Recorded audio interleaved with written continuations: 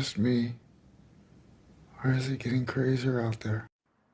Laura talking about in the chat at 6 years old in 74, she shouldn't have been watching this. It scared her to death. Man, I'll tell you what, the one thing is you have to be a kid to be scared to death of these shows because they're so, as an adult, they're comical sometimes, so. But hey, hello, everybody. Welcome to the Late Late Horror Show. I am Dino, and that is Dave Plouffe. He's just back from his remote viewing session. How'd that go? I am. Ed Dame says hello. Oh, geez, no, please. I wonder what he's doing. He's in a bunker somewhere. Anyways, welcome. We are going to talk Kolchak. Make sure you guys hit that thumbs up. Let's see if we can hit 100 in less than 23 minutes, Dave. Was it 23? 22 minutes. 22. Yeah, 22 let's do it. So hit that thumbs up button. Let's beat that record. 100 thumbs up in 22 minutes. So there you go. With that said, we are going to talk Kolchak, the werewolf episode 5. Like Edward Stewart said in the chat, almost hit it right on the head. 11/1/74, Dave. That's pretty awesome. That's almost 50 years ago. I know. And who would have known that? I had no idea. And we caught up to it, the werewolf episode. But lots of moaning and groaning in this episode, Dave, There was. It's definitely not Lon Chaney, that's for sure. No, we'll talk about this. But let's see. Who's in the chat? Let me say hello as always. But before I do, make sure you hit that thumbs up button, subscribe, hit the bell icon, the top part of it, not the bottom or the middle, that top part of it. And check out the links below because Dave is the paranormal gardener and he takes the Ouija board out and it tells him how to water his plants with Bo. So it's really not cool. The Ouija board. No. Okay. He doesn't. Yeah. Okay. No, so that's made from the evilest of woods. And it's I know. Got to take it out, get it disposed of properly by a green witch or something like that. Race fan. Well, yeah. Let's watch the language, buddy. Yes. Remote viewing is, listen, it's a joke. It's a spoof on Art Bell. So it's and Ed Dames in particular, because the dude's phony is I don't know what dollar bill. Who knows? It's the kill shot. A $15 bill. Anyways, this by far is still a fun episode. A lot of really cool things to talk about in this episode, but there are big standouts, and then there's these, middle of the road ones, and this is one of those. But there's still a lot of things to enjoy and talk about. I enjoyed everything but the werewolf. Yes, and let me say hi to everybody first, too. Edward Stewart. Hi, I'm glad you made it. Connie Clary, what's going on? WTF Horror and Sci-Fi. I just watched this episode again recently. Very cool. And again, race fan, good to see you here. Never seen you before in the chat. The Viking Berserker, Showtime. Tokar is here. Tokar, what is going on? Good to see you. Lulu Bell. I don't know. Lulu Bell always reminds me, Dave, of It's a Wonderful Life. Because Lulu's petals, remember? And then the bell, every time the bell rings, an angel. So I don't know if you did that on purpose, Lulu, but yeah, it reminds me of that 100%. No use for a name. Good to see you. Laura, Southern Coke drinker. I would say I'm a Northern Coke drinker, but I don't drink Coke or pop at all because it kind of rusts out your stomach. Horror junkie for rusts out your stomach. Is that possible? I don't know. But anyways, Duck Dodgers is here. Horror junkie. Thank you earlier for the membership gift. I think that's what you did, or whatever you did. Listen, you're always doing something. Thank you so much. Much appreciated. Same with you, Connie. Thank you. Again, hit that thumbs up button. Let's get into this. Go ahead, Dave. Start us off. And I saw Vicky. If you didn't mention her, she just popped into the chat as well. Oh, yeah. Vicky. Hey, with the eye and the love. Yeah. So this is a very interesting episode. I liked it a lot more than I thought I would. This is only my second time seeing The Werewolf, and this is the last time I've seen any of these shows prior to us doing this. So the next episode we do is like Firefall, and I've never seen it. So I'm really kind of looking forward to that. But average rating 7.4 on IMDb, and this was a very early script. So this, a lot of people think, was going to be one of those hour-and-a-half movies of the week or whatever. But I really enjoyed it. What did you think about it? There's a lot to enjoy for me. There's a lot of things I could say, but it is what it is. But I love the fact that it's on a cruise ship. Yes. I've talked about this many times, that there's just something about a cruise ship, especially in the 30s and 40s, but I'll take the 70s. Listen, we're going to talk about this cruise ship because it's its maiden voyage. It's its last trip. It's not the maiden voyage. That would be the first voyage. That would be the first voyage, yeah. This is like the very last, but as you mentioned, it's very last. Yeah, it's the scrapper voyage. That's what Dave's here for, to keep me in line with vocabulary and definitions. Just call me Webster. Yeah, no. Yeah, so it's its last trip. But listen, I love the cruise ship element to this. And once we start off talking about that, and hello, Harry Scott, Vicky Alcorn, everybody, Sweet Indigo, Ian Sharp, hit that thumbs up button. We're hitting over 70s. We're getting close to 80. So that means we're only 20 away from it. We're getting close. Come on, let's do it. 100 thumbs up. But I do love that. I love that. There's just something about it. And when I go from cruise ship, and listen, we're going to talk about the werewolf and the show and everything, but we go from cruise ship to me watching this episode and finding out that there's a couple references kind of to Charlie Chan in a way too. Okay, I missed those. Who also did, Murder Cruise, and he was on a couple ships during his movies, and it's one of my favorite things. I love it. And they reference Across the Pacific, okay, which is with Humphrey Bogart, right? Mary Astor. Oh, Dave, mwah. Yes, and Sin Yung Fang, number one son or number two in Charlie. No, Key Luke is number one son. He's in that too. That movie. So is number 9 or number 2, whatever son he is. But that's the first reference to Charlie Chan. And then later on, Paula, who we get introduced to, yes, she starts talking about these older movies. Yeah. And she mentions Benson Fong. She mentions Charlie Chan. So actually there's 3 different times. But she says Charlie Chan. She goes, oh, you mean like Charlie Chan? Because they were running around the boat and stuff like that. So she got it 100%. But I liked it. But I tell you what, overall, I'm not saying this was more comical than some of the other ones because it wasn't.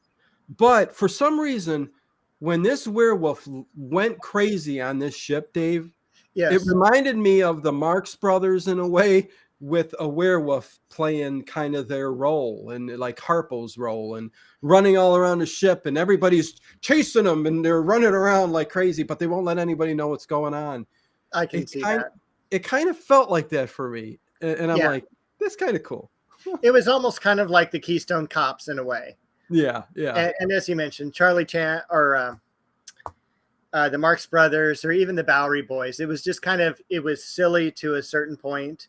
But it was great. And I too love the Chan Phantom Ship episodes, and that's one we should maybe do one of these days during the winter time. Oh yeah, no.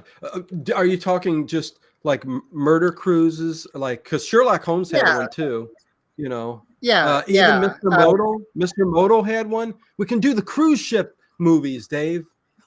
That would be amazing. We should have another channel. No, I'm kidding. Oh, geez.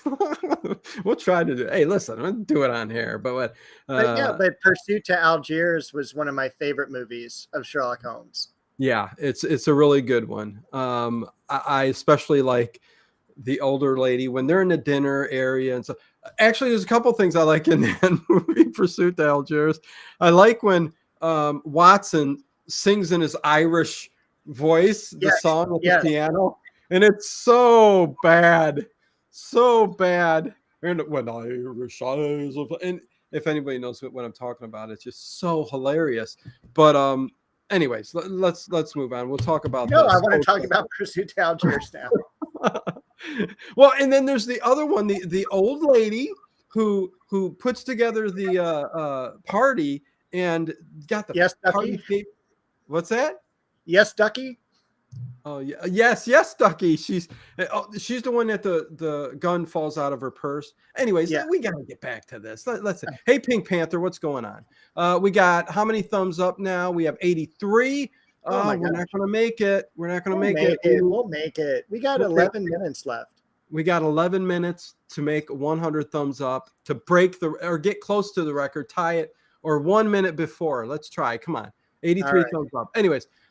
So where do we start off with this thing, man? First of all, I wanted to mention that this is our second episode in a row where we're not in Chicago. We start out in Chicago and then we're on a plane somewhere in the world. And in this case, we're taking a cruise. I don't know where we're taking a cruise to. It's a singles cruise. And I felt like we're starting to go with Murder, She Wrote, where she's based in Cabot Cove.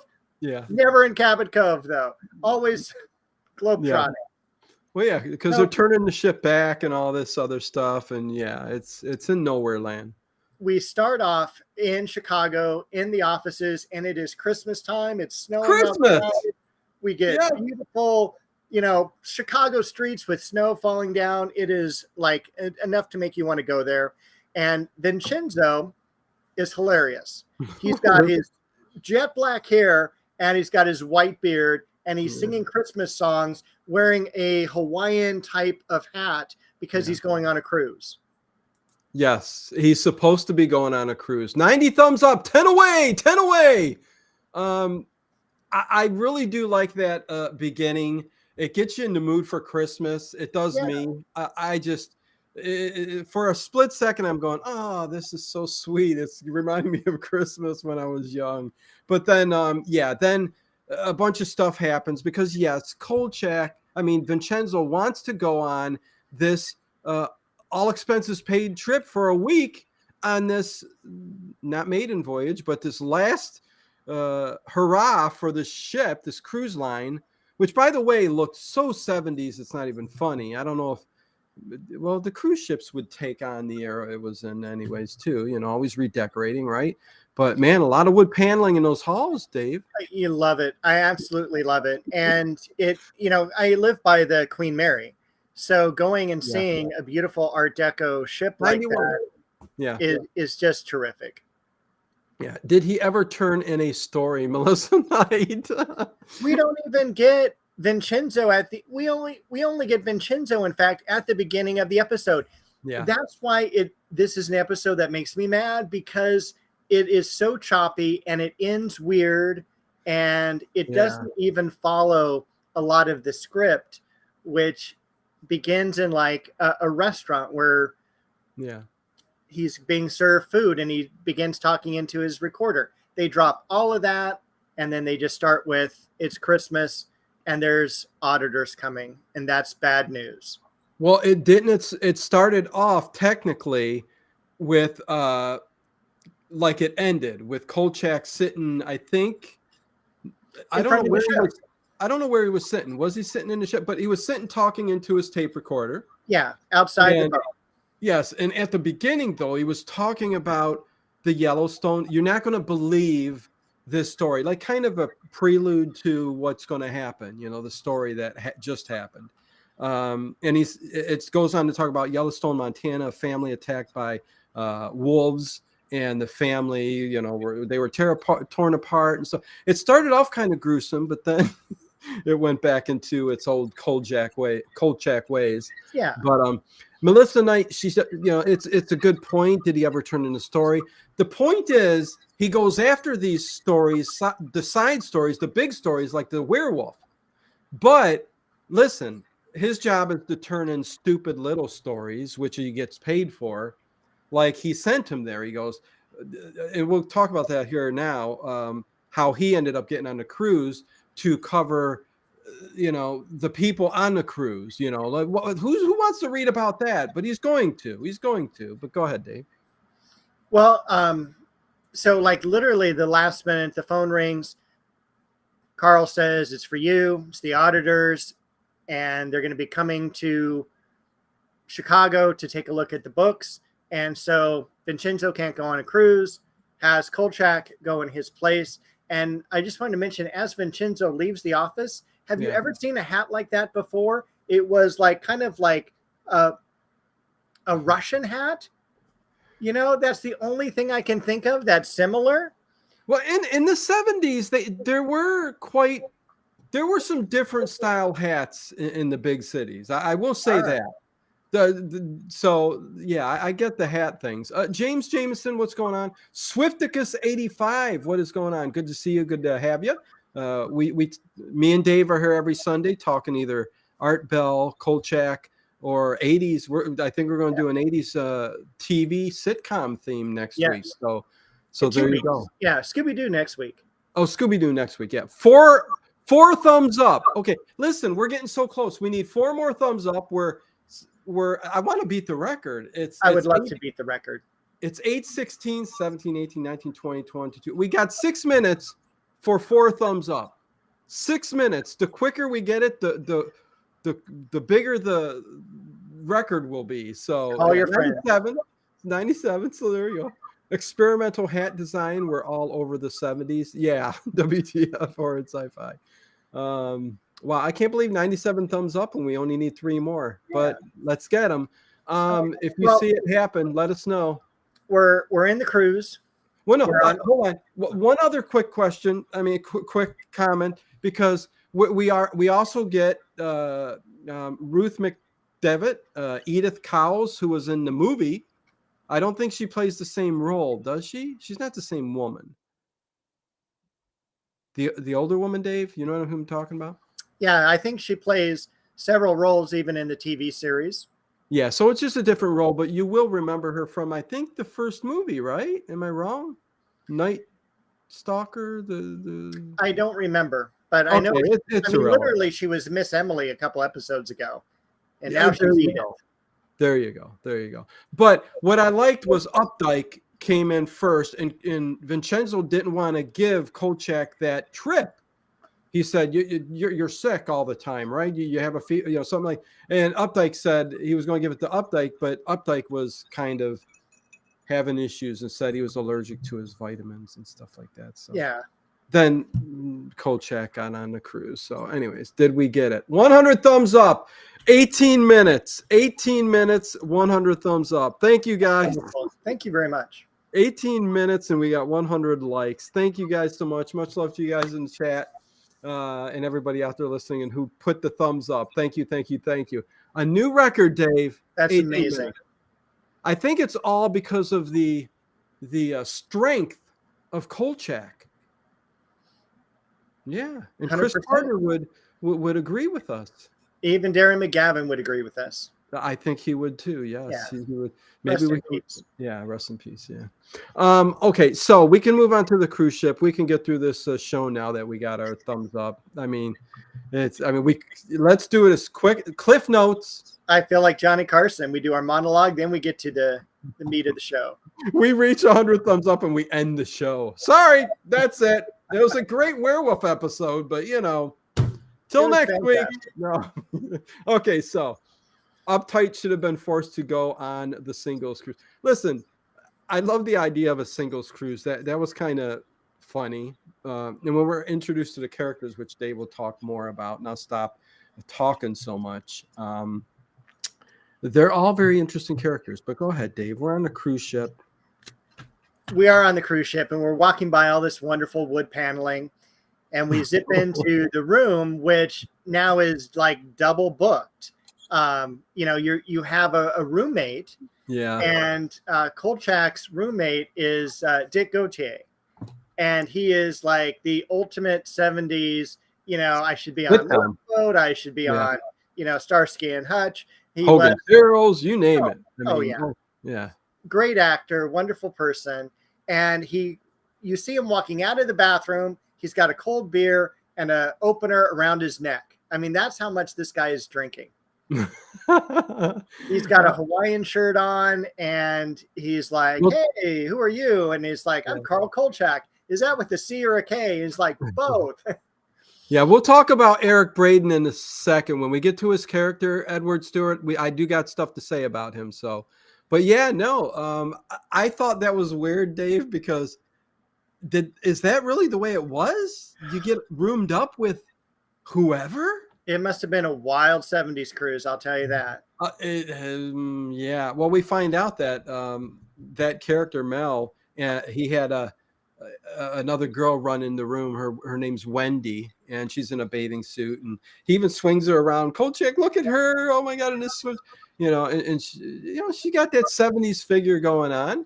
And we learn a little bit later on that technically was his wife of 10 years. Yeah. And then they got divorced, and they've never been happier. Yeah, that's what they said. But it was. Did you love that bikini joke? Why do you call it a bikini? Because that's where the A bomb was dropped. Yeah. Okay. Yeah. Anyways, dumb joke. Yeah. Very, very dumb. But they're immediately wanting to. Sorry for interrupting. No. I was doing that because of the fact that they were in a room together like that. I see. I can get on a topic like that and just go crazy because it annoys me. Like, you ain't putting me in a room with some other strange guy. Maybe a strange woman. I don't know. It depends. But no, there's been enough strange women. Yeah, that's true. So yeah, no, it needs to be. But anyways, yeah. Send your hate mail to this guy up there. No, seriously, they're not even together for 5 minutes, and they're already hooking Carl Kolchak up with another character. Yes. And I can't remember her screen name. I know it's Nita Talbot, but Paula Griffin. Paula Griffin, thank you. Yeah, Nita Talbot, who was in, like you said, go ahead. Yeah, tons of stuff. I love her to death. Where I didn't like the real estate person in the last episode of The Vampire, I love Nita Talbot. I think she is so wonderful. Last I heard, she was still alive. Being said that, I mean, it's sad to think that these people are like in their 90s now that are still living. And that's what happens, Dave. I mean, I know. And Nita was also in an episode of Columbo with Leonard Nimoy. It's called A Stitch in Time. It's a wonderful episode. Nice. Okay. Great. Yeah. No, her character was, again, this episode was kind of, like you said, all over the place. Even the roles that some of these people played. I think Mel, Dick, Mel Tartar, he played a good role, and it was seamless throughout the episode. Wendy it doesn't matter, but Paula Griffin, her character kind of came in, did what she needed to do, and just was kind of sporadic in a couple scenes, and then that's it. So I wish they would have worked her in more with Kolchak. You know what I mean? Like, even have her walking around deck with him when he's getting ready to kill. Just more involved. I think that would have added a little bit more to the episode, I think. But I agree with you. Thank you. Yeah. I'm really dissecting this episode, Dave. Well, then we have Eric Braeden walking down the hallway, and he goes into his room, and a purser is there. And the purser already wants to start making deals with him. And I thought the purser was this incredible character that I don't think got enough credit, but he's always trying to make some side money with his gig. Like, hey, you want a better room? Or, hey, this person's willing to pay for this, or you need something? Slip me some money. I'll make it happen. Yeah, there were a couple scenes in here where, he was making money by helping out Kolchak, getting, he brings him, because later in the episode, he needs silver. It's a werewolf episode. So we'll talk about that when we get to it. He needs silver. And the purser, he brings him back silverware. And he goes, no, this is not, pure silver. We need pure silver. And I guess I'm jumping the gun because it's all about the buttons on the captain's jacket. But anyways, let's continue. Where are we at? I thought it was go ahead. With Eric Braeden, he kicks the purser out of the room, and he takes his jacket off, and his arm is wrapped up in gauze. but you can see like 2 spots where he was probably bitten by a werewolf, I'm guessing. Yes, Bernard Stieglitz. Yes. Yes. And which we find out a little later he was in NATO, and we'll talk about that. Could we talk about that now? I guess might as well. It's just part of it. You remember that? Go ahead, talk about it, Dave. I have no comment about it. I just know he was in NATO, and he was in. It reminded me of The Thing, where they're like in this snow-covered area, and they uncover a spaceship. Obviously, that's The Thing. But here, like all of a sudden, they uncover a werewolf, and I forget what country they were in or anything like that. Yeah. And this there was a group of 6 of them, and it may have been Hungary or one of the Eastern European countries.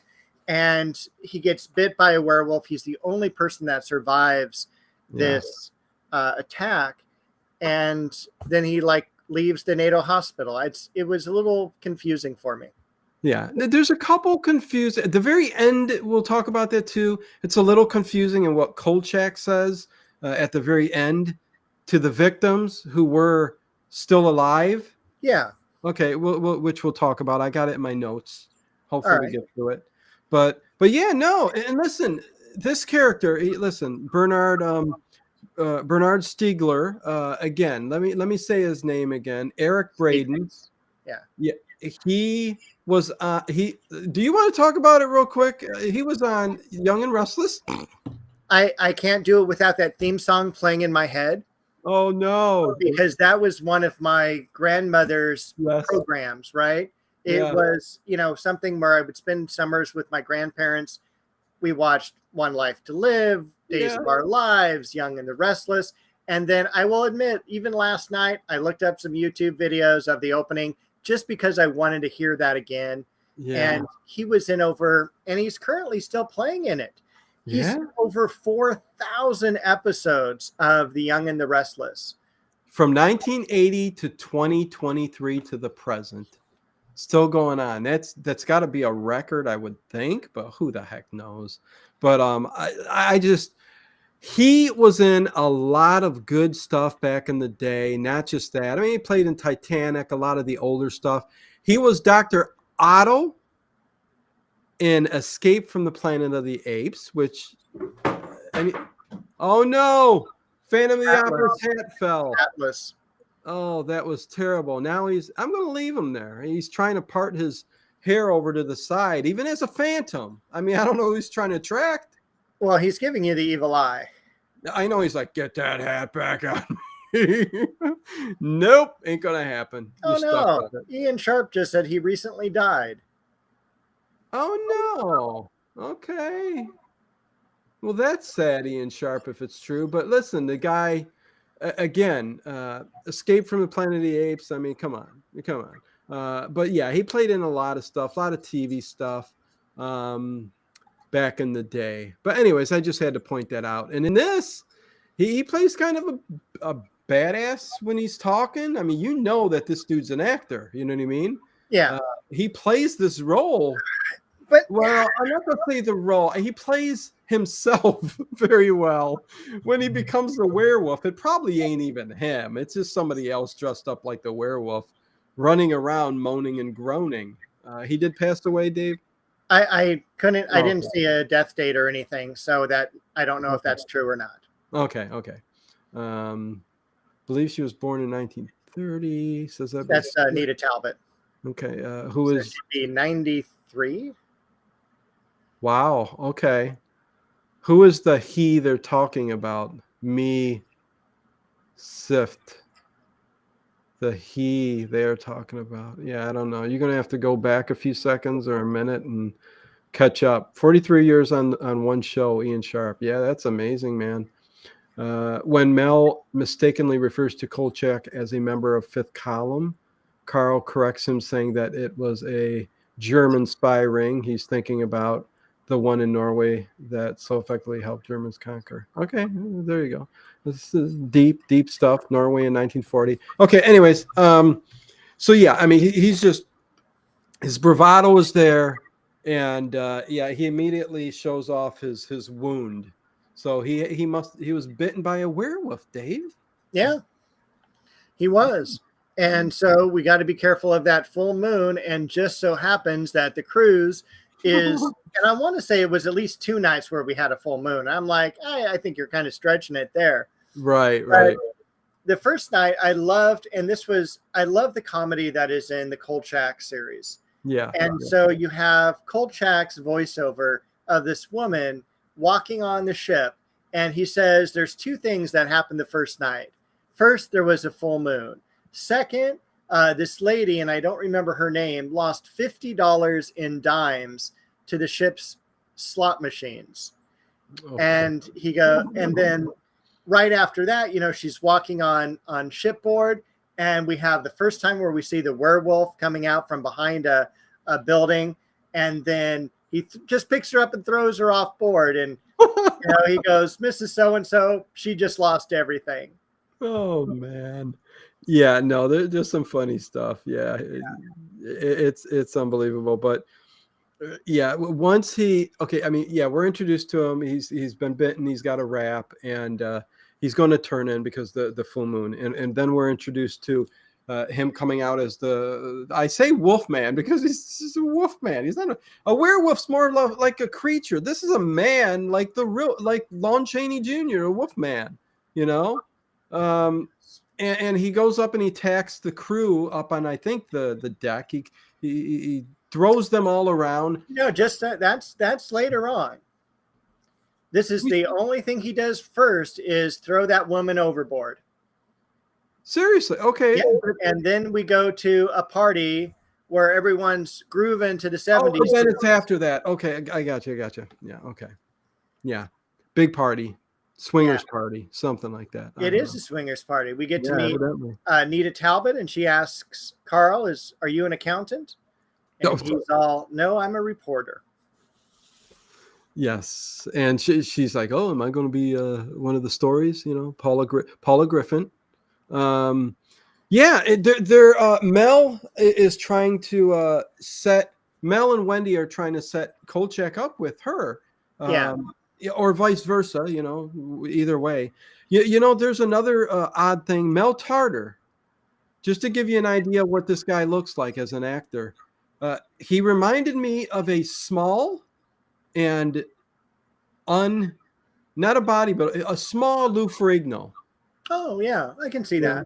You can see that? Okay, yeah, because the whole time I'm looking at him going, jet black hair, tan, the face looked like Lou Ferrigno. I'm like going, wow, okay.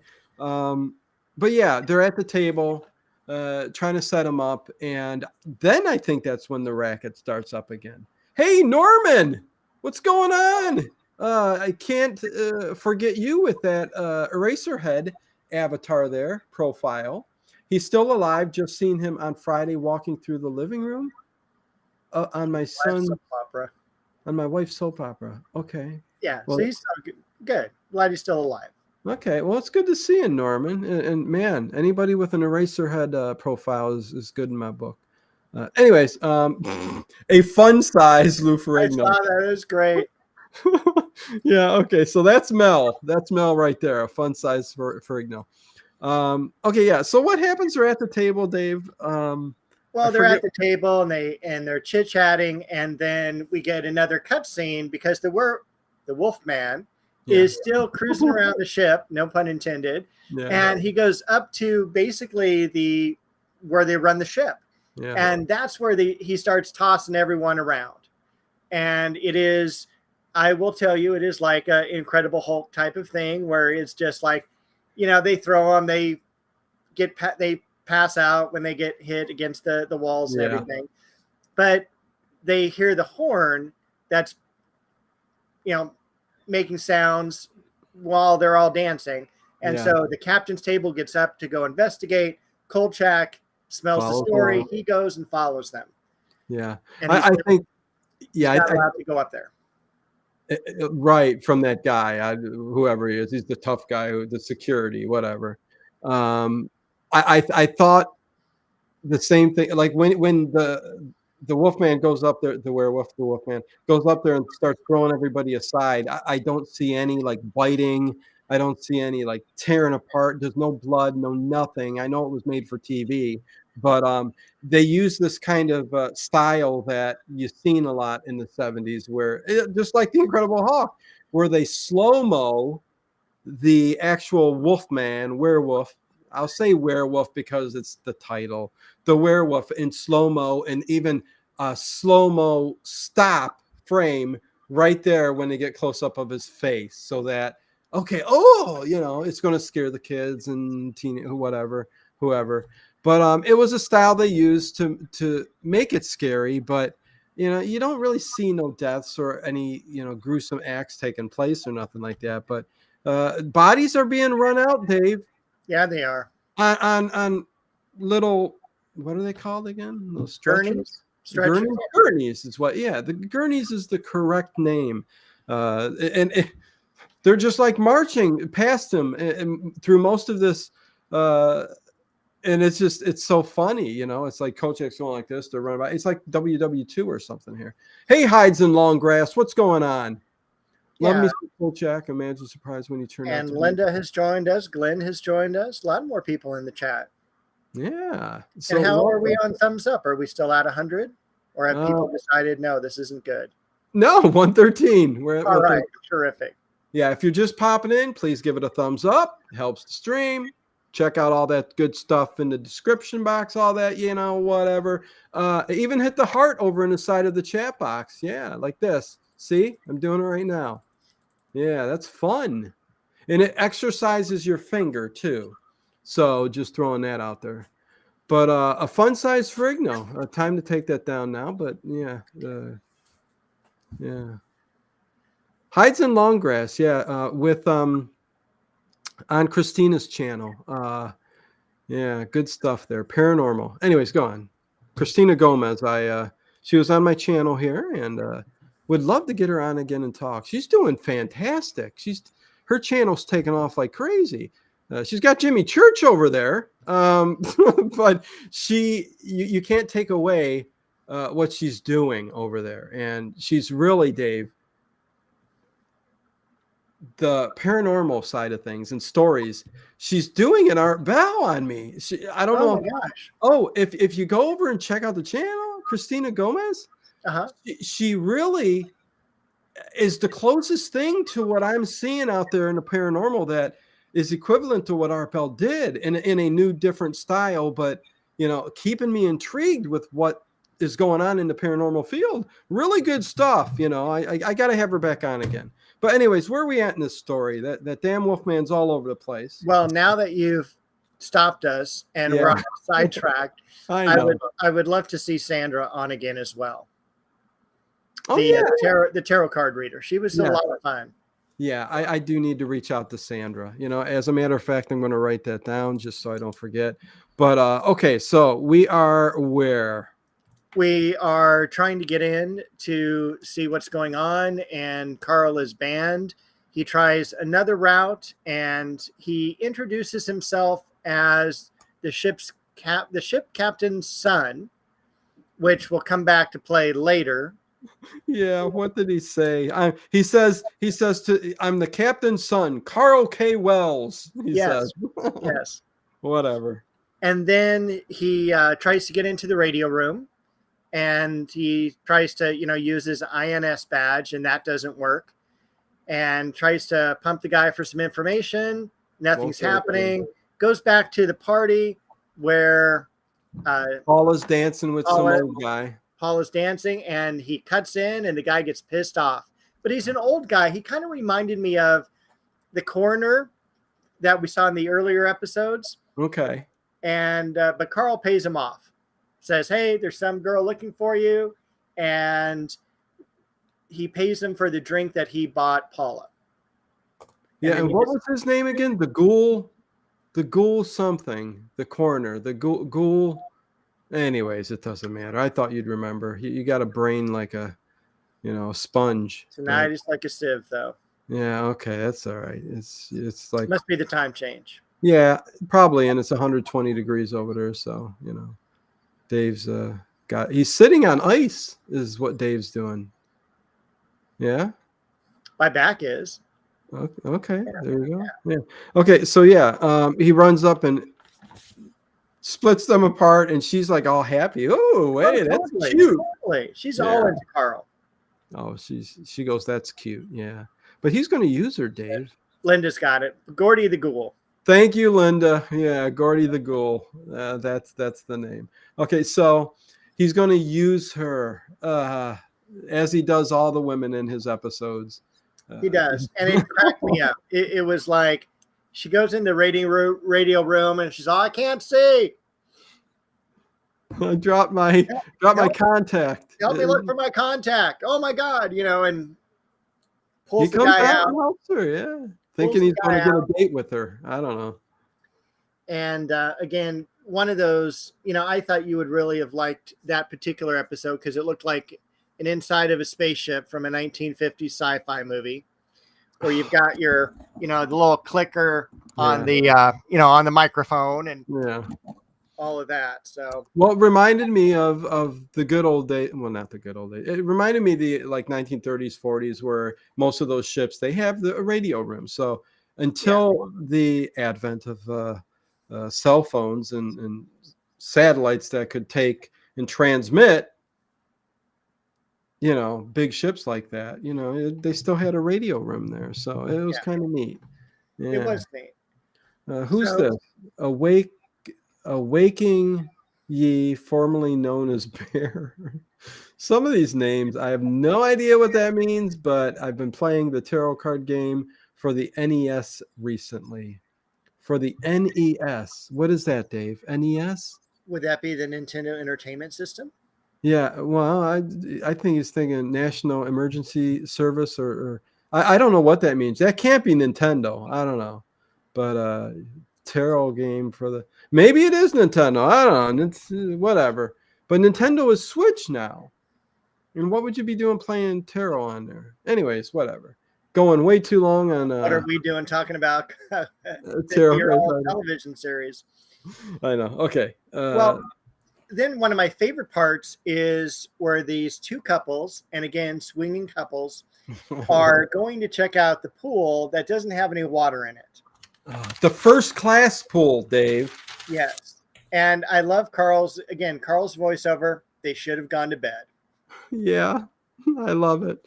That's something that I'm glad that Dave puts and writes it down in the notes and stuff like that. But the quotes in the series by Kolchak is it adds to the flavor of what Kolchak is, you know what I mean? So I'm glad you put those down, because otherwise we're just talking about the attack at the first class pool. And again, it's a jump scene where the werewolf's just, throwing people around. And again, the actor who is supposedly the werewolf, which I'm sure is a stunt man throughout every time we see the werewolf, right, is so underutilized. I mean, if you took the amount of time he was in the show, yeah, it wouldn't even be 5 minutes. It's just kind of like we see him unwrap his bandage, we see him later in the infirmary, and then we see him maybe one more time, and that's it. Yeah. You don't get a whole lot. They try to do as much as they can when you see the werewolf by, again, moaning and groaning and moving the camera around like crazy and throwing people. But that's all you get from that. Later on, you do find out that people were killed. Yeah. And people were somehow either scratched or bit, because, again, one of the, it's 8:44. I know I'm talking about it too early, but at the very end, and it's okay to talk about this, the attackers that survived were sent off somewhere to be treated for a rare blood disease. Right. So in my mind, Dave, that tells me that he's made more werewolves, right? I would imagine so. I think it works very much like the vampire does. Yeah. Where we have to kill the entire bloodline. But again, as we saw, the only thing I see the werewolf doing is pushing and throwing. Yeah, that's I it. didn't see him eating. Oh, nice. Okay. Awaking Yi, formerly known as Bear, Taboo, the Sixth Sense was released for the Nintendo Entertainment System in 1989. Nice. Okay, so you got some emulators going on there, probably on your computer, playing some older Nintendo. I got the same. I'm going to have to look that one up. Playing some tarot on there. Okay, very sweet. But yeah, and there's another thing I might as well bring up right now too before everybody leaves. The way to kill a werewolf in this episode is different. Well, I mean, it's silver. It's silver. You need a silver bullet, but it needs to be blessed in Latin. In Latin, yes. So again, that's a new kind of thing. I never heard that before. Right. I heard as long as it was silver, you're good to go. And what got me was later on too, when do we get to that? How far away are we from the buttons? Are we there yet? We're not quite at the buttons yet. Okay, you go ahead. When we get to the buttons, I'll go on about it. Well, after the killing at the pool, we see the werewolf guy in the infirmary, and Bernard. He is talking with the ship's surgeon or doctor. Yes. And he's not like the love boat, the love doctor. No. Yeah. And he is asking for drugs. And narcotics. Yeah. And the ship's doctor's like, no, we just don't give those out. And I felt it was very much kind of a play on Psycho, where Norman Bates talks to Jamie Lee Curtis's mom. I can't remember her name now. Marion Crane. And they start, she's all, why don't your mom go get some help? And he gets pissed off. Yeah. And it's the same type of thing here where they're having a conversation and then he gets really, really angry. And the doctor's all, well, you need to cool down. He goes, no wonder. He goes, it's common for you to have flare-ups like this with, taking the drugs you're taking. The narcotics. And he gets pissed off. He's all like, don't humor me, doctor. Yeah. No. It was a pretty good scene where the anger of the actor himself, was doing a really good job, Eric Braeden, with dealing with this being bitten, and wanting the narcotics to kind of dull the pain, and which what we would find out later on, he does actually, like most of the stories, like the Wolfman story in particular, he chains himself up in his bed, which doesn't work, but it's funny, but when he's in there, Carl Kolchak was sent to the infirmary too, and and I'm sorry, we went over that part where at the very end of the pool scene, the ship's crew comes in, Carl comes in with his camera behind, and they all get thrown around. Kolchak gets hit in the head, and that's how he ends up in the infirmary with the werewolf. And also they take his camera and they develop the film to see what had caused all of this. Mm-hmm. And then he comes out of the pool, out of the infirmary, and he goes back to the pool area. And that's where we are introduced to the coolest person on the crew, which is the captain. You think that's, do you really? Okay. I think the captain is so cool. Okay. I mean, listen, he's kind of a tough, very firm-fisted guy, so I get it. I didn't think there was much of a character there, but okay, Dave. Oh, I think he was, it's someone who, has been around probably since he was a kid. Yeah. On the water. He was probably in the Navy before that. He had all the awards and insignias on his shoulders and everything. And he just didn't take any guff. He's the person who's all like, it's not going to be a werewolf. It's, let me quote you Maritime Code number 47. He who interrupts the cruise ship, and then he threatens to throw him into shackles. Yeah, no. Yeah. He does. Very stern, very stern. Yeah. When he was in the infirmary with Bernard. He did notice him, so he kind of was trying to figure. I think he figured it out there. This is the guy. This is the Wolfman, and he noticed his camera. And he noticed the film, and it was gone too. And after he's gone from the pool, you see the captain get those pictures. And he looks through them and he sees the werewolf, you know what I mean? So it's one of those things where you can't deny what you're seeing, but he's telling Kolchak, listen, stop it, man. You're crazy. We're going to lock you up. But he does get away with it being in locked up or whatever later when he mentions Vincenzo's name. Holds some power there on the boat, I guess. That I didn't understand that. I didn't either. Yeah, okay. Because he was going to be a passenger on the cruise, but that's true. Vincenzo's not known, right? And he's like, "Oh, Vincenzo, what?" So it didn't make any sense to me. But zoinks! It's John Rupus, Shaggy. Hey guys, what's up, dudes? Hey Alfred, good to see you, MB. And I'm going to go back to Ed Stewart as well. I like the part where the werewolf puts the lady down the pool slide. That is so terrific. And the way that these characters are thrown around the pool, I would have loved, because they were all, I'm sure, stunt people. Yeah. And just the way they were thrown around was terrific. Oh, listen, I think that probably being on set there and going through scenes like that had to be fun as heck. You know what I mean? However much time they spent on doing that and choreographing it, that for a stunt man, that's just got to be the funnest part. You know what I mean? So, yeah. And it looked fun, let's throw them off there, but being a stunt man, it's got to be a pretty cool job. But so yeah, I think Bernard for the pain chains him. Okay, so then we go back to Bernard in his room, and they glimpsed a new full. There's another full moon, so it's a second day. Full moon's still around, I guess. Yeah, we're not quite there yet.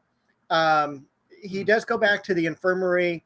He calls for Dr. Ross. Dr. Ross isn't around, and the cabinet where all the narcotics are has been broken into. Yeah. Yes. And so we know that those have been taken. Kolchak goes back to his room, tries to call his boss again. They're not letting him through. And they know it's Kolchak. And they call him by name. And he's all like, how do you know my name? So. Just severe bruising. Yeah. Totally.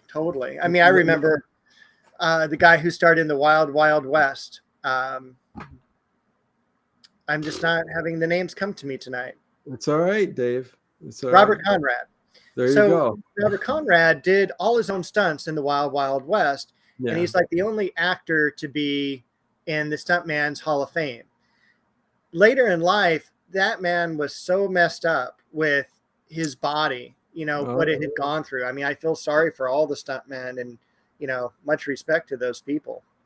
Yeah. Hey, Buster Keaton, another guy who did all his own stunts, nearly killed himself in the silent films he was in.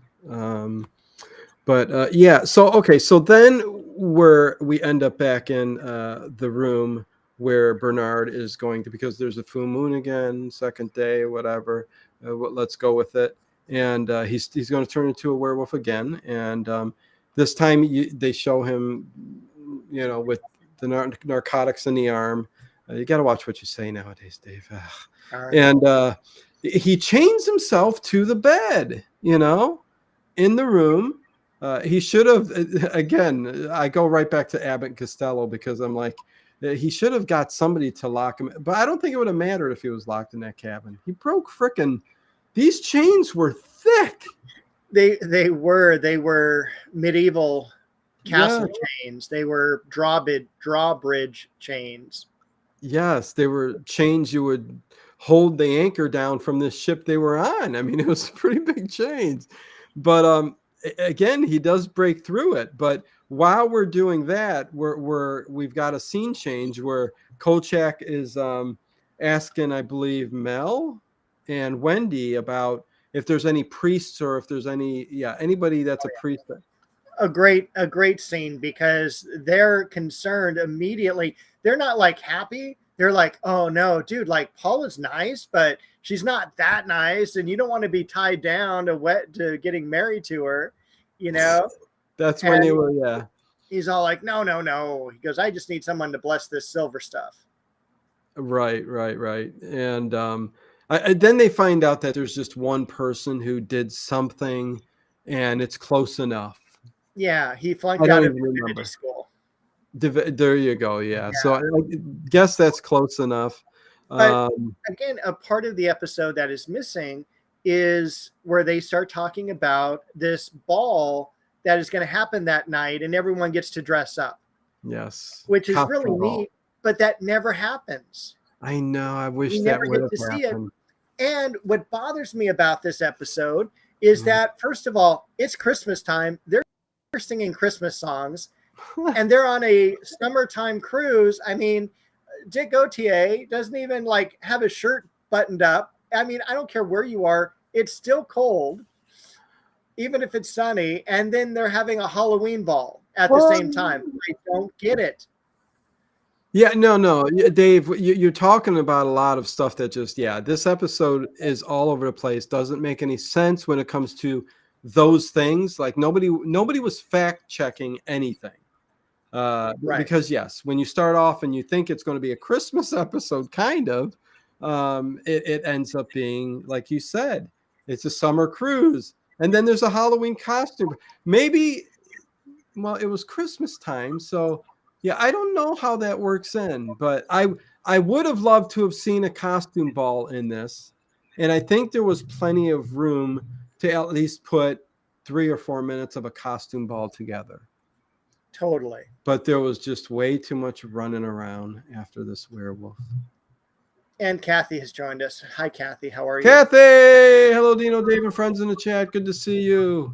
Rottweiler chain, says Edward Stewart. Yeah. Flunked out of divinity school, but remembered some land. So he could bless it. Listen, whatever. But then he finds out about silver. I mean, he starts to go. He goes to the captain's quarters for the silver. He sneaks into a deal.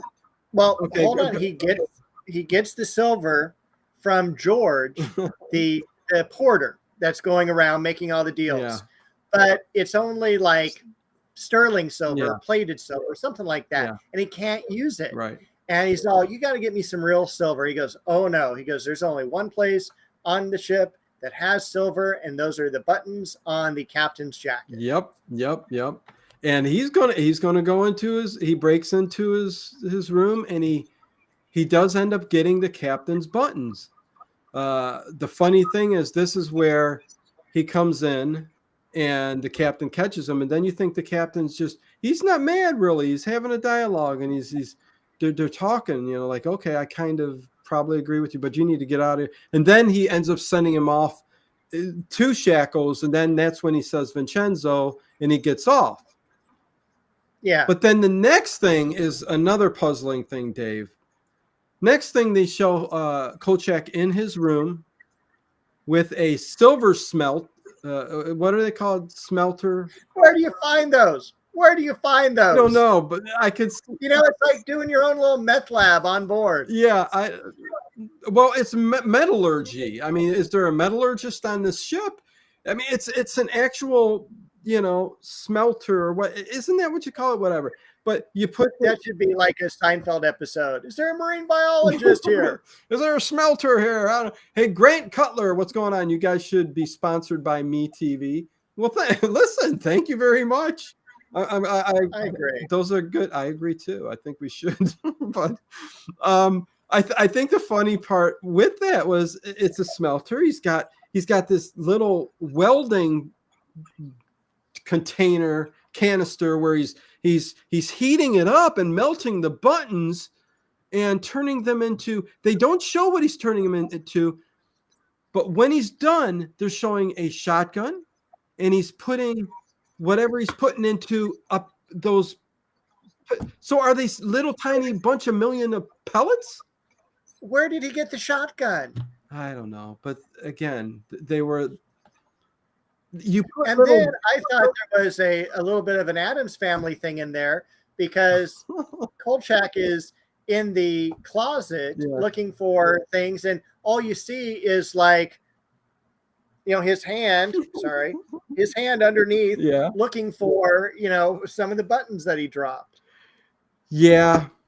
I mean, it's very odd. I think the weirdest part though is buckshots. What he was holding, those are a bunch of tiny little metal. What would you call them? Like BBs. Yeah. In one of those buckshot things. So. And I don't even think it's okay. It did anything at the very end. Yeah, no, because he shot him 3. Let's get that. Well, we're almost there.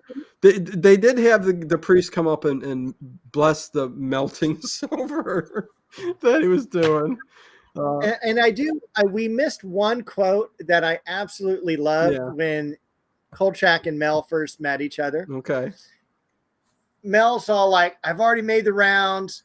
And he goes, it's the same as all the other cruises. He goes, it's 40% divorced, 50% deceased, and 10% delightful. Yes. That was such a great quote. I loved it so much. That was a good quote. Yes. He there was a couple of them in this one that were really good. But yeah, no, we listen, we got the werewolf breaking the chains. They're all shooting at him on deck. It's basically towards the end here, and chaos ensues, and they're running all over the deck, and you got the gurneys, the guys running, the porters running the gurney and the dead body over. I don't know where they're taking them, but it's just chaos. And I think the director said, just everybody run around, just run around. But then Kolchak, go ahead. Which I know. So the crew's being tossed around on the shipboard, right? Yeah. And we are made to think that Kolchak can hear this going on. It's like everyone should be in lockdown. The only people on the boat should be like the crew members. And he's there working his smelter and loading the shotgun. And then he hears like the people up above, and you see him go like that. And like, how can you hear that? You can't on a ship. Again, he's walking down these corridors with a shotgun. I know. It was the 70s. Listen, I could see that happening because nobody had rules and regulations back then. But or did they? But they just didn't follow through. I don't know. No, but the werewolf got Mel. And Kolchak, for about a second, was like, he was hurt, man, because for a second, he looked down, and we couldn't tell who it was at first. There was just a Hawaiian shirt that was kind of ripped, but then Kolchak pulls up the key that's the bottle opener around his neck, and he just kind of goes, "Ugh, they got Mel." Yeah, that was kind of. I wish they would have showed his face, though. They didn't show his face, just his hairy chest and his Hawaiian gear. But Glenn Cox does make a point. He says the TV series was a very shoddy and hastily prepared production compared to the two made for TV movies. It's basically why Darren McGavin was glad to leave when the show was canceled. Dave, listen, this is only the 5th episode, but I kind of agree. But it doesn't take away from the fact that, listen, I still have enjoyed every one of these episodes, 100%. Yeah. So you almost have to just look at this series as, listen, there's going to be mistakes, things happen. It's a great point. And yes, this episode in particular really was all over the place and didn't make sense in parts, but we're looking at this critically. Yeah. And we're sober. Right. And, if this was like a Saturday night and we were having a beer and watching this. 1974. This would be terrific. Yeah. No, exactly. And we wouldn't even think twice about all that stuff. We see Mel Lehner, we go, oh, no way. I can't believe that happened. And the thing is, if we didn't see this, we would have missed it. Yeah. You know, we would have heard it from our friends at Heard the it from a water friend. cooler the next day. But Heard it from a friend who heard it from a friend Mel was messing around with on Wendy, whatever. I don't know. But yeah, no, it is what it is. I mean, I get it. I mean, think of what they could have done if they got, because of how successful the two movies were, if they really got top-notch people to go ahead with this. And, yes. you know, but then again, would we have gotten something completely different? And we wouldn't have got this cheesy season that we've gotten as good as it is. But yeah. I mean, how many years could we have done a TV movie that Darren McGavin would have said, yeah, I'll go ahead and do this. Yeah. You know, I mean, maybe only 2 more, 3 more before like his interests went elsewhere. Right. I don't want to come back for Kolchak.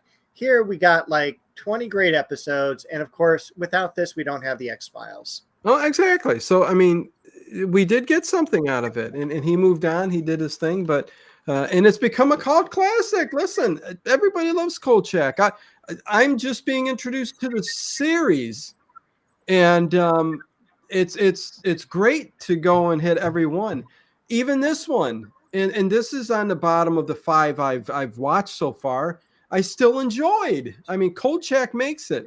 There's little things in all of these episodes that just make it what it is. And I guess we should round out the end of this real quick and then continue to talk about whatever. But yeah, I mean, Kolchak's pretty much just chasing the werewolf down, and nobody else can chase him down, evidently, but Kolchak.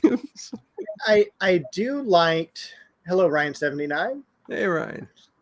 I do like the ending of this episode more than the others, because I don't like that long quiet time where it's like maybe 5 minutes of no language or anything. Yeah.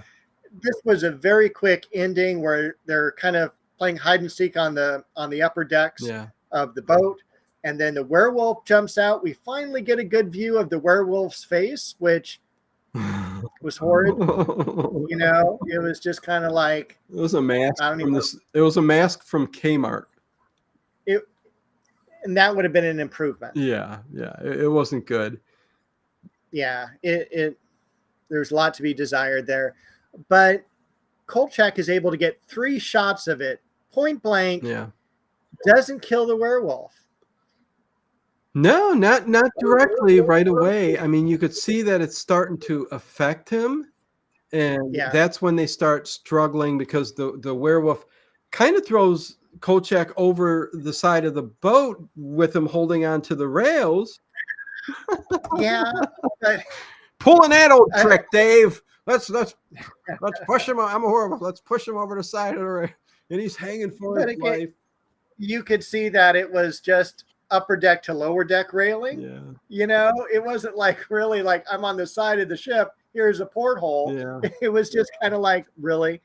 And then the werewolf comes out to finish Kolchak, but Kolchak, so strong, he can lift 20 pounds over his head. Grabs him and just throws him over with one arm. Well, I think the silver was taking effect, and he was getting weaker, and he was able to pull him over and throw him off. So listen, you got to think that, right? I mean, if silver, maybe that guy who blessed the silver, it didn't work because he just wasn't legit. And he did get shot. That's true. And he stayed alive, like John Travolta in Saturday Night Fever. And, you know, Kolchak got lucky and tossed him off the boat. And there you go. And his monologue, there go the latest monologue, you know, at the end of the series. The monologue was great. He says that the body was never recovered, that the old ship was scrapped, all the evidence scrapped along with it. Yeah. Carl cliffhanger. Yeah. Of the 11 crewmen and 4 people, like by the, that were attacked by the werewolf, like almost everyone died, and those who didn't die had this rare blood disease that they had to go to Switzerland to undergo treatment. Yeah, which got me. And yes, Ryan 79, we talked about that in length for a few minutes, about his character on there from Young and the Restless. I always remember him with that deep voice, and like you, it was always when I was at my grandmother's, and I spent the night, and I'm sitting next to her having to watch these soap operas. And the thing is, I don't care what you say, when you sit there and you have to watch it, you get caught up, Dave. You do. And I was sitting there weeks. I even would be at home and I would be watching Young and Restless to see what happened next. So I wouldn't do that. Well, for me, the soap operas were something only in the summer. And, that's what I watched summer after summer. Wasn't Meg Ryan? I think she was on As the World Turns, I think. She got her start. I think that was it. I remember seeing it.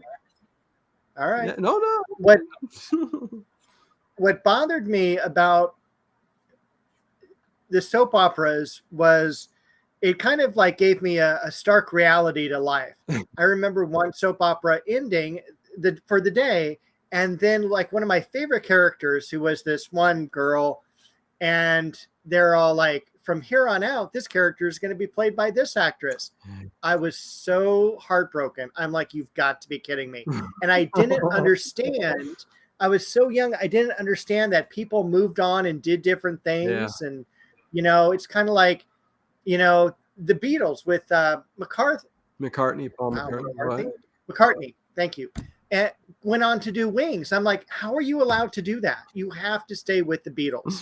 I just, everything to me was very linear, and I didn't realize that there were occasionally breaks. Yeah, no, yeah, they moved on, and actors changed, and when that came, and one character was different, and I did the same thing. I'm like going, wait, who the hell is this?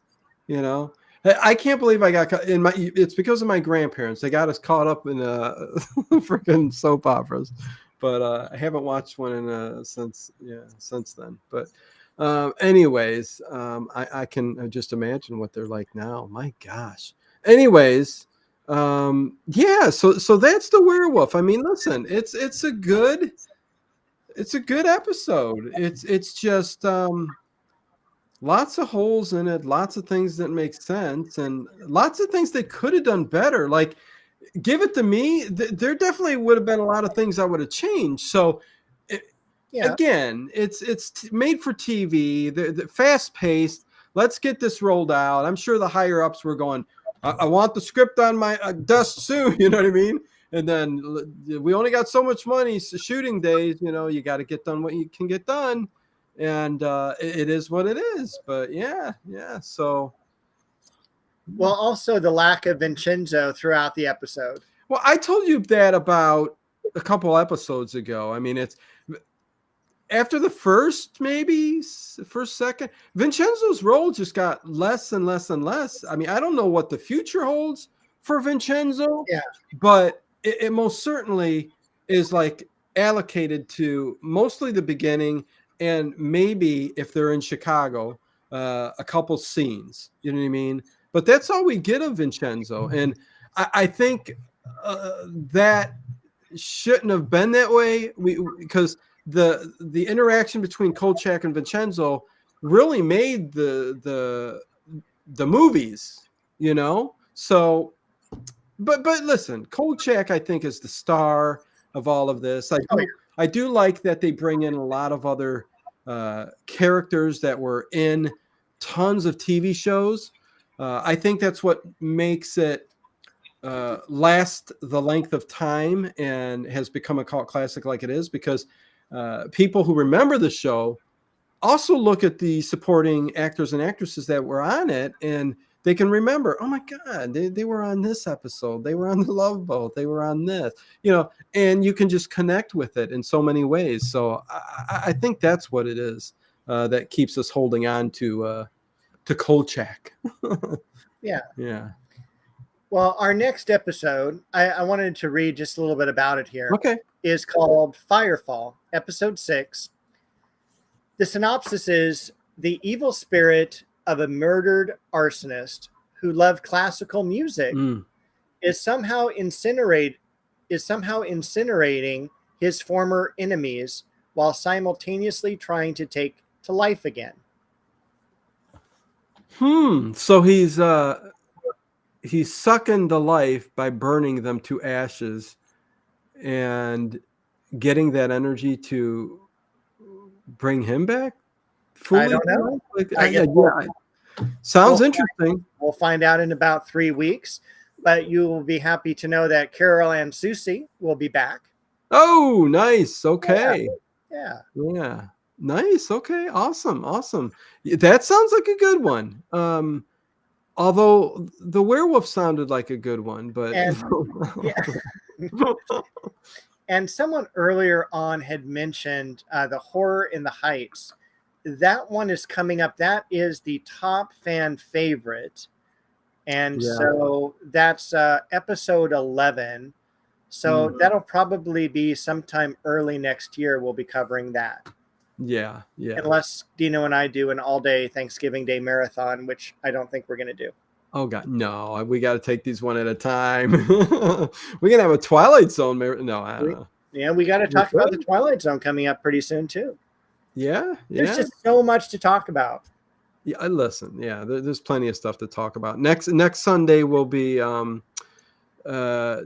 me and Dave Plouffe doing Is It Fake or Real Scooby-Doo titles. Okay, so yeah, I think that'll be fun. That'll give us a chance to talk about the series as well. Exactly. Of course, we're going to talk about Scooby-Doo as well. And then after that, we have the next 80s sitcoms we will be doing. Yeah. And then I think it'll be Kolchak and then maybe an Arpel or maybe an Arpel and Kolchak. Just stay tuned. When I post. Thank you, Connie Clary, for that. Yes, again, if you haven't hit that thumb up button, please hit it. We broke a record today. 18 minutes in, we got 100 thumbs up. Doesn't mean you don't still hit that thumbs up button. Hit that thumbs up button. Get as many as we possibly can. And check out Dave's link below, description, all that good stuff. But yeah, I can't wait to talk about the 80s sitcoms. That's going to be fun. That is going to be a lot of fun. I can imagine Ed Stewart's going to have a lot of things to say in there as well. Probably, yeah. I'm sure. And I can't wait for everyone else to join in on that episode to share their favorite 80s TV shows. When I was thinking about some of these shows, I'm surprised I even made it to school as much as I did, because I remember all these shows like the A-Team and, just Thursday night on NBC. And it was just so wonderful, and so many great theme songs and actors and stuff. Oh, listen, Dave, those days are just gone. I mean, you'll get the occasional good comedy or something like that. But I think the last thing I remember that was good that I technically watched was like the Modern Family, the Goldbergs. Those were kind of really good sitcoms, and they lasted a long time, and they were good. Anything new?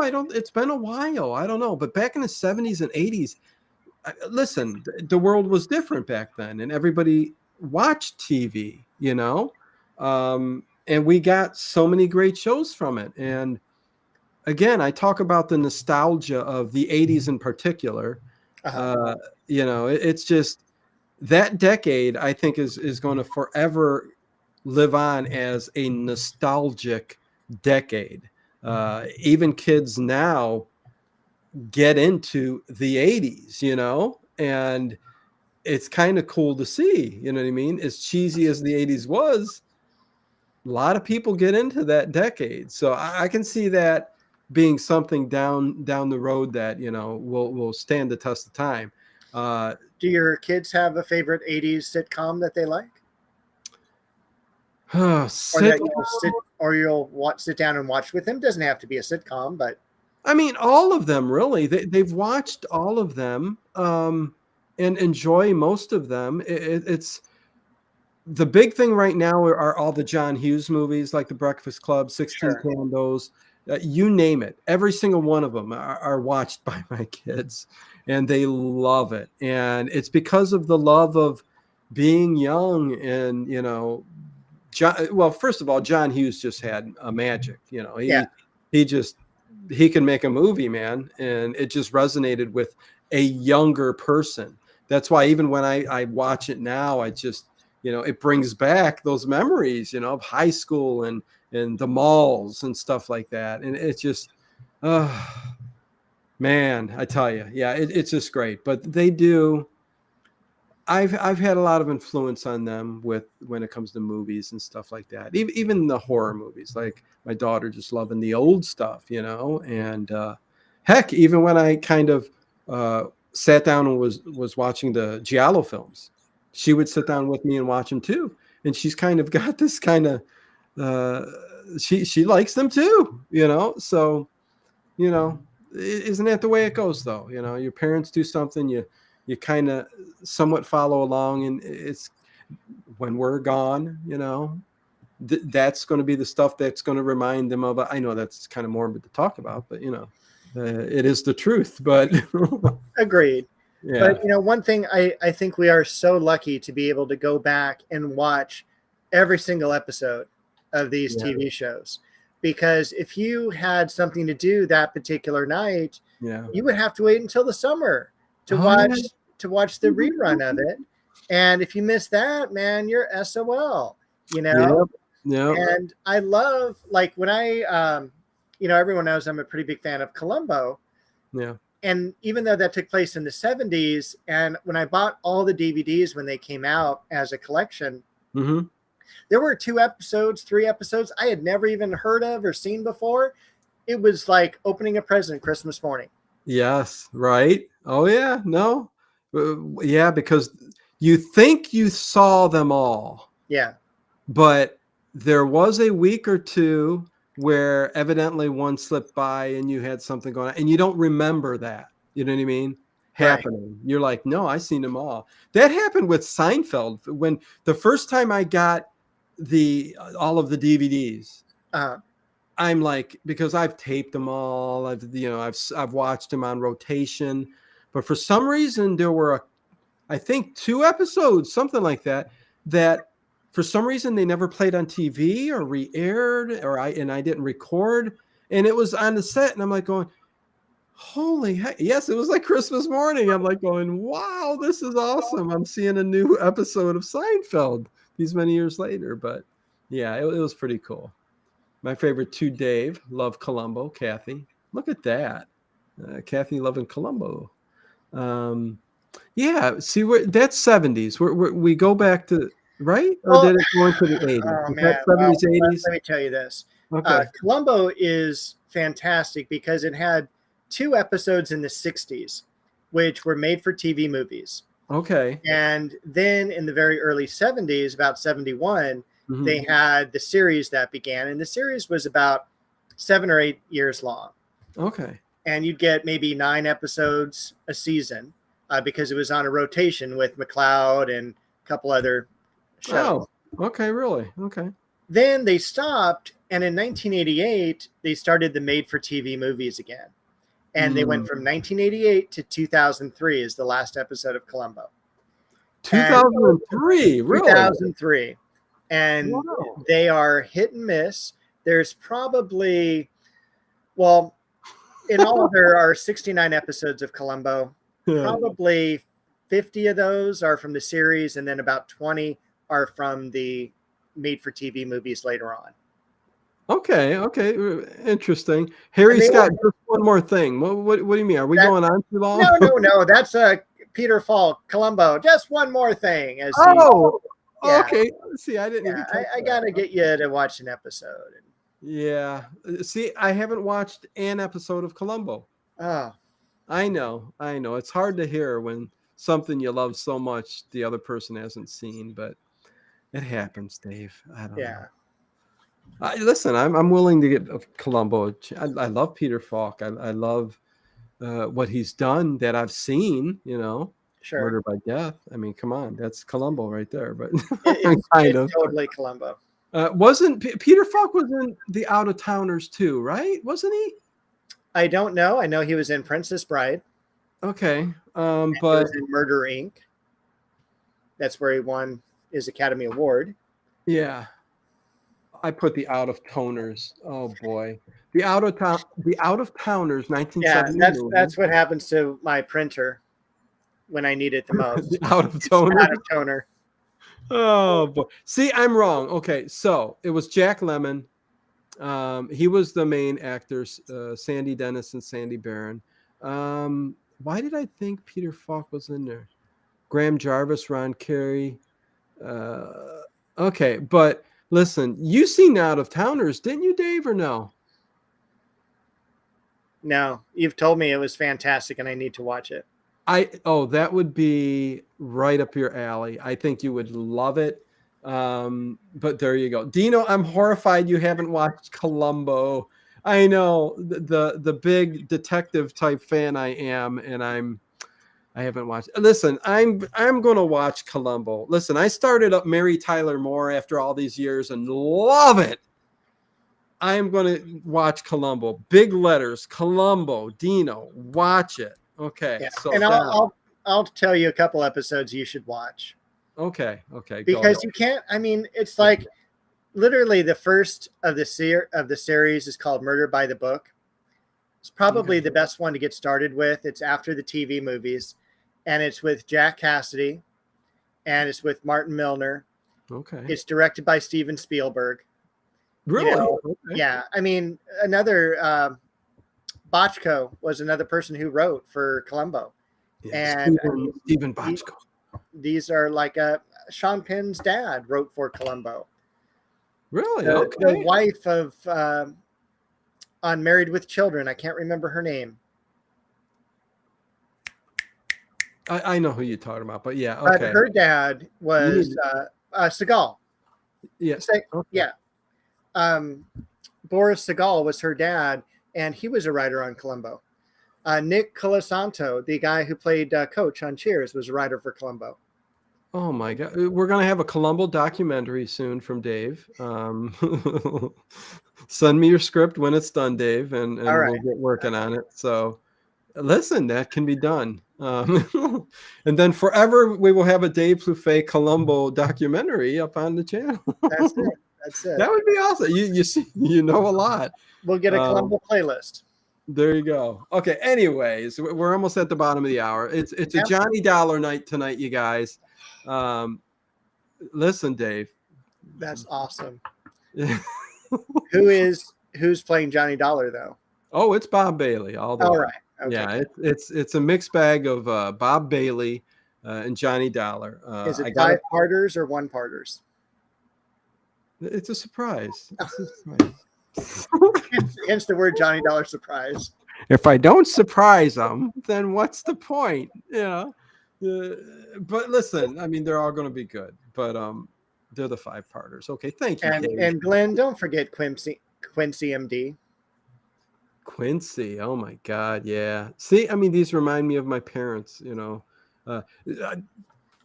One that stands out, and I've never even seen the show, but I was in front of the TV one time, and Emergency came on the TV. Oh my God.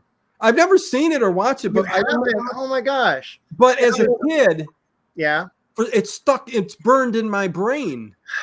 I remember sitting in front of the big floor TV, and an Emergency came on. You know how some things just stick out your first memories when you were a child? And I like when and it's so funny because big TV today is so different than big TV in the 70s. Oh, because big TV today is LCD screens. It's really great. Hangs on the wall. Big TVs in the 70s were just freaking wood. And you hire 10 men to go bring it in and put it on a stereo record phonograph on top. Oh, yeah. Listen, best TVs. I love the very retro looking ones that they made in the late 50s, early 60s.